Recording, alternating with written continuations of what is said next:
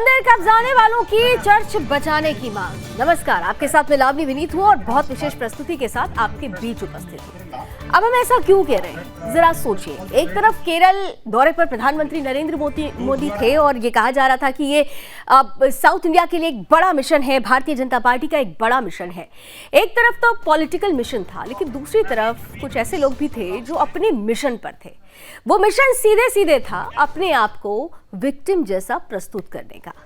अब सोचिए कि बड़े बड़े चर्चों के बड़े बड़े पादरियों का समूह प्रधानमंत्री से मिलकर अगर ये कहता है कि भारत में चर्च पर हो रहे हमले को लेकर वो चिंतित हैं, इसके लिए बड़ी कार्रवाई होनी चाहिए, तो फिर सर्वधर्म समभाव की बात करने वाले इन्हीं पादरियों को उस वक्त चिंता क्यों नहीं होती है जब बड़े पैमाने पर देश में ईसाई मिशनरीज धर्मांतरण का खेल खेलती हैं, जब बड़े पैमाने पर मंदिरों की जमीन को कब्जा करके उस पर चर्च बनाने के लिए बाकायदा रोड मैप तैयार किया जाता है, जब बड़े पैमाने पर कोविड काल के दौरान ये देखा गया कि आदिवासी हिंदुओं को प्रलोभन देकर लगातार धर्मांतरण का खेल खेला जाता रहा, जब हिंदू देवी देवताओं के खिलाफ अपशब्द कहे जाते रहे, जब हिंदू देवी देवताओं को सामने रखकर ईसाई मिशनरीज ईसाईयत को उनसे ऊपर बताती रहीं, एक धर्म को नीचा और दूसरे धर्म को सर्वोपरि बताती रहीं,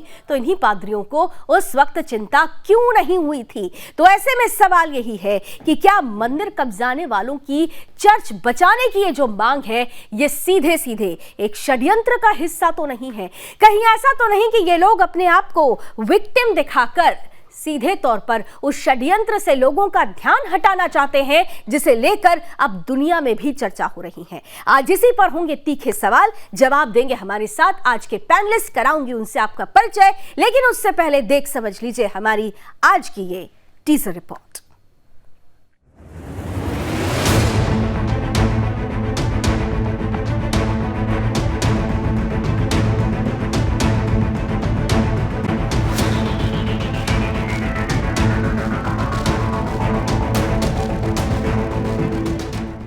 संस्कृति पर कुठाराघात की सच्ची घटनाएं सुदर्शन न्यूज आपको दिखाता रहा है, लेकिन क्या हो जब हिंदुओं को अंदर ही अंदर दीमक की तरह खोखला करने वाले उनके दिल दिमाग, हिंदू देवी देवताओं, ग्रंथों, वेदों आदि के खिलाफ जहर भरने वाले सामने आए और हिंदुस्तान में अपने आप को असुरक्षित बता दिया। एक बार को हर राष्ट्रवादी सोच में पड़ जाएगा कि क्या ये कोई चालबाजी है। दरअसल हम बात कर रहे हैं केरल दौरे पर प्रधानमंत्री मोदी से मिलने वाले पादरियों की, जिन्होंने प्रधानमंत्री मोदी से मुलाकात कर भारत में चर्चों पर हो रहे हमले के प्रति अपनी चिंता जाहिर की और ऐसा करने वालों के खिलाफ एक्शन लेने की मांग की। लेकिन असल में सच क्या है, ये सबको पता है। आंध्र प्रदेश सरकार जहां सुरक्षा के नाम पर मंदिरों की जमीन और वहां की दान पेटियों को हथिया रही है, वहीं दक्षिण प्रांत के राज्यों में विकास के नाम पर मंदिरों को तोड़ा जा रहा है। यूपी, बिहार, झारखंड, उड़ीसा में तो चर्चों से धर्मांतरण का रैकेट चलाया जा रहा है, लेकिन मजाल है कि इनमें से किसी भी पादरी ने उसका विरोध किया हो।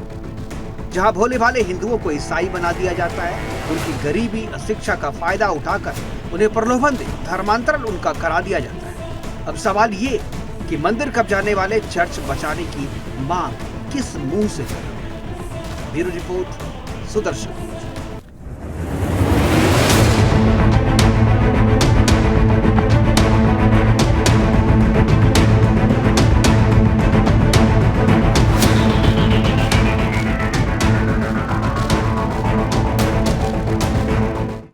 तो दक्षिण भारत से लेकर उत्तर भारत तक धर्मांतरण का षड्यंत्र, धर्मांतरण का खेल, चंगाई सभाओं का षड्यंत्र, तमाम तस्वीरें हम लगातार सामने रखते रहे हैं।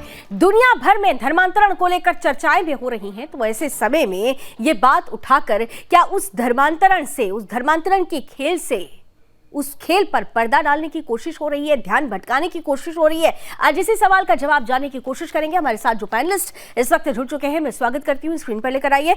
हमारे साथ भारतीय जनता पार्टी का पक्ष रखने के लिए वैभव अग्रवाल जी हैं, कांग्रेस का पक्ष रखने के लिए संदीप त्रिपाठी जी हैं, हमारे साथ इस वक्त क्रिश्चियन स्कॉलर के रूप में जोसेफ मसीह साहब हैं इस पैनल का हिस्सा, और साथ ही साथ विश्व हिंदू परिषद के राष्ट्रीय प्रवक्ता विनोद बंसल जी भी इस पैनल का हिस्सा हैं। आप चारों का बहुत बहुत स्वागत। जुड़ते हैं हमारे पैनलिस्ट के साथ, स्क्रीन पर लेकर आइए।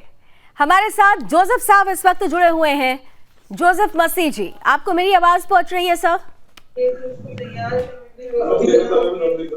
जोसेफ मसीह साहब, आपको मेरी आवाज पहुंच रही है? जी, आपकी आवाज आ रही है, लेकिन आपकी आवाज हमें लग रहा थोड़ा ऑडियो की प्रॉब्लम है। अच्छा ठीक है सर, मैं इससे ठीक कराती हूँ, लेकिन मेरा प्रश्न आपसे ही मैं शुरू करना चाहती हूँ। सबसे पहले आप लोगों की ये मांग क्या है? क्यों आपको लगता है कि चर्च असुरक्षित है या आप असुरक्षित हैं?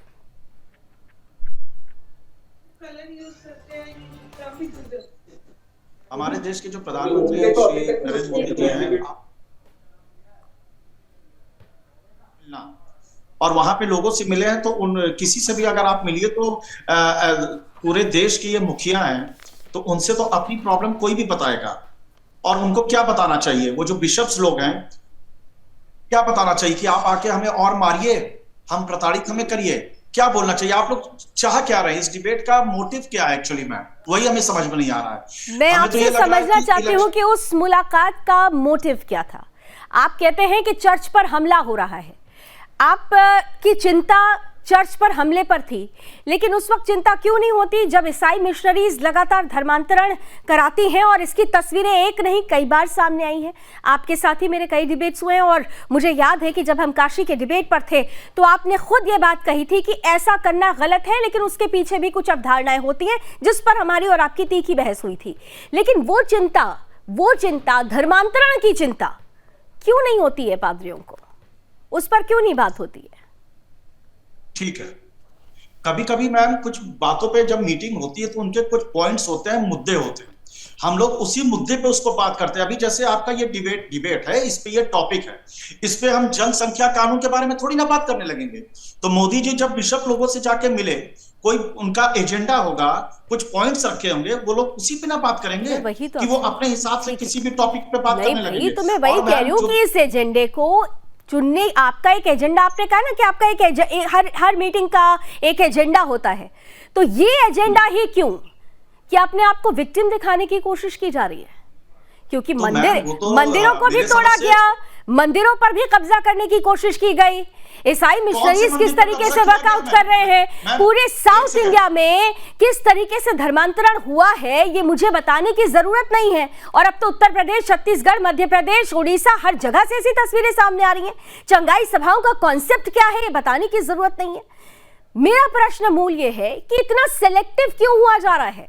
आप कहते हैं ना कि सब बराबर है, तो फिर ये चिंता उस वक्त क्यों नहीं होती है जब हिंदुओं पर धर्मांतरण का प्रहार होता है? तो मैम, मुझे तो लगता है ये डिबेट के टॉपिक और ये डिबेट का ये जो प्रोग्राम है, ये तो माननीय प्रधानमंत्री जी को ट्वीट कर देना चाहिए कि आप वहां पे ये जो आप काम कर रहे हैं, इस पे ऑब्जेक्शन उठाया जा रहा है, ये होना नहीं चाहिए।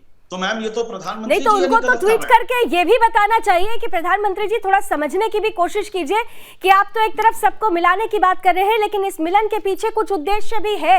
आप चर्चों पर हमले की बात तो करते हैं, लेकिन मंदिरों पर जब हमले होते हैं, हिंदुओं का जब धर्मांतरण होता है एक के बाद एक, और केंद्र सरकार खुद 13 ऐसे संगठनों को बैन कर चुकी है जिनको विदेशों से फंडिंग आती थी, तो फिर तो तस्वीर का दूसरा पहलू ये भी है। खैर, आपने अपना एजेंडा फिक्स कर दिया, आपने हमारे डिबेट के एजेंडे को भी समझ लिया, लेकिन मेरे प्रश्न का जवाब अभी तक नहीं आया। मेरे प्रश्न का जवाब नहीं आया। चलिए, मैं आगे के तीन मेहमानों से, हाँ ठीक है, बोलिए। प्रधानमंत्री जी ने गलत किया आपके हिसाब से? नहीं, हम ये नहीं कह रहे, हम मुलाकात के आपके उद्देश्य को पूछ रहे हैं। आप प्रधानमंत्री पर क्यों जा रहे हैं?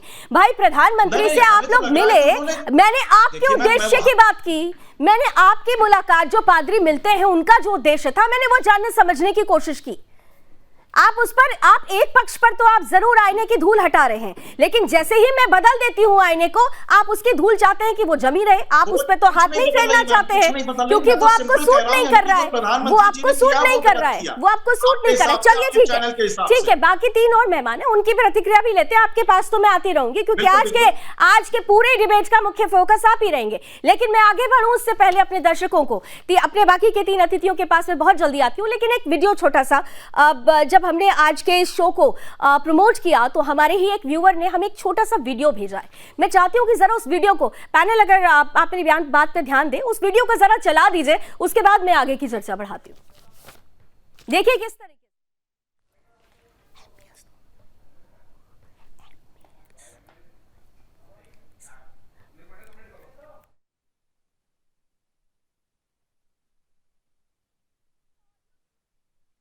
दरअसल ये वीडियो हमारे एक व्यूवर ने भेजा, दिखा दीजिए, फिर से दिखा दीजिए जरा सा।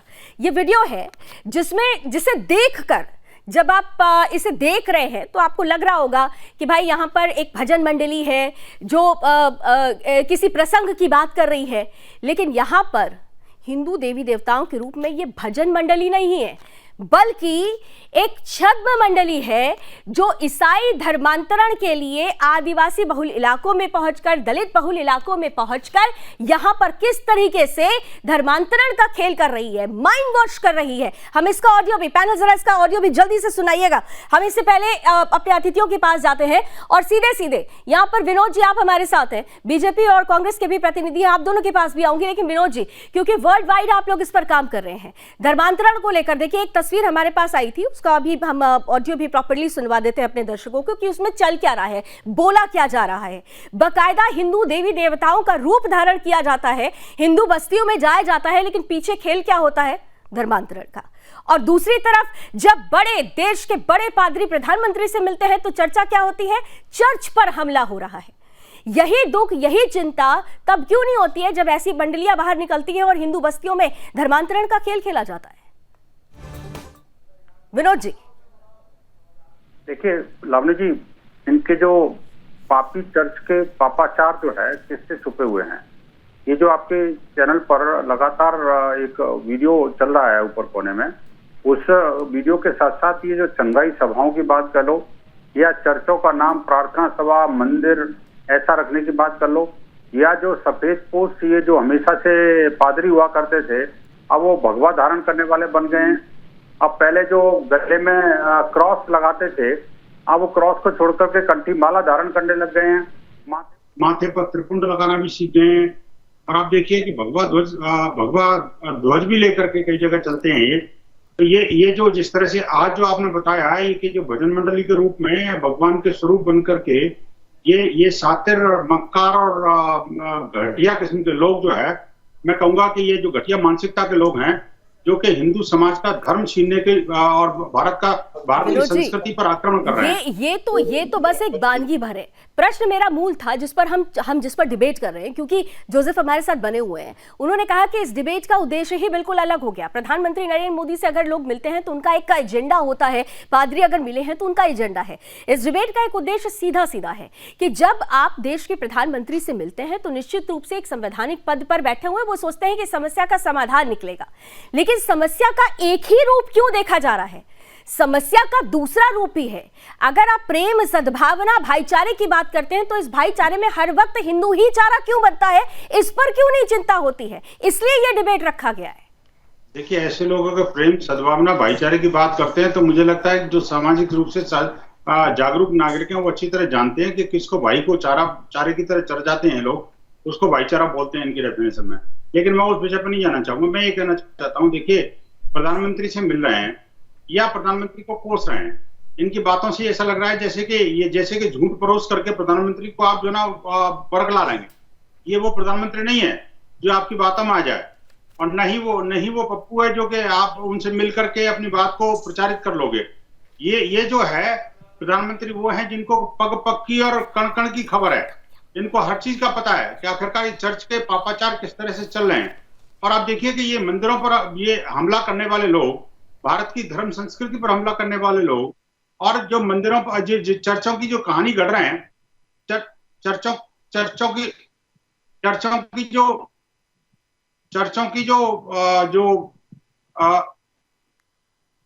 जी लावनी जी सुनिए। जी बिल्कुल बिल्कुल विनोद जी, बिल्कुल। मैं कहता हूँ चर्चों के ऊपर हमलों के नाम पर जो है जिस तरह से प्रपंच रच रहे हैं, अपने पापों पर जो पर्दा डालने की कोशिश कर रहे हैं, वास्तविकता यह है कि जैसे दिल्ली के अंदर जैसे ही प्रधानमंत्री मोदी प्रधानमंत्री बने थे, आपको याद होगा कि दिल्ली के अंदर तमाम चर्चों ने ये शिकायत की थी कि दिल्ली के अंदर चर्चों पर हमले हो रहे हैं, कभी किसी चर्च पर कभी किसी चर्च पर। दिल्ली पुलिस ने पूरा डीप इन्वेस्टिगेशन किया, हर चर्च के बाहर जो है सिक्योरिटी एजेंसी तय करी और चिन्हित करके किसी एरिया के डीसीपी की ड्यूटी लगाई ठीक है। और उसके बाद जब रिपोर्ट ठीक आई है। तो सामने पता लगा कि चर्च किसी भी चर्च पर कोई हमला नहीं हुआ। ये सारे षड्यंत्र पूर्वक देश को ठीक है। बदनाम करने के देखिए, लिए प्रश्न यही था, मूल प्रश्न यही था कि प्रधानमंत्री से मुलाकात होती है, चर्चों पर हमलों की बात होती है, लेकिन हिंदुओं पर जिस तरह से हमला हो रहा है, हमला धर्मांतरण को लेकर जिस तरह से हो रहा है, उस पर क्यों नहीं चिंता होती है? तो क्या एक फिक्स एजेंडा, एक बार फिर से प्रोपेगेंडा फैलाने की कोशिश हो रही है? इसी पर हम चर्चा कर रहे हैं। मैं, हमारे साथ संदीप जी भी हैं, हमारे साथ वैभव अग्रवाल जी भी हैं। आप दोनों का पक्ष जानूंगी, लेकिन मुझे बार बार एक छोटा सा ब्रेक लेने के लिए कहा जा रहा है। ब्रेक के बाद आप दोनों के पास ही सीधे आती हूँ, आपके मन में भी बहुत कुछ चल रहा होगा। एक छोटा सा ब्रेक लेते हैं, जल्द मिलते हैं, बने रहिए हमारे साथ इस चर्चा में।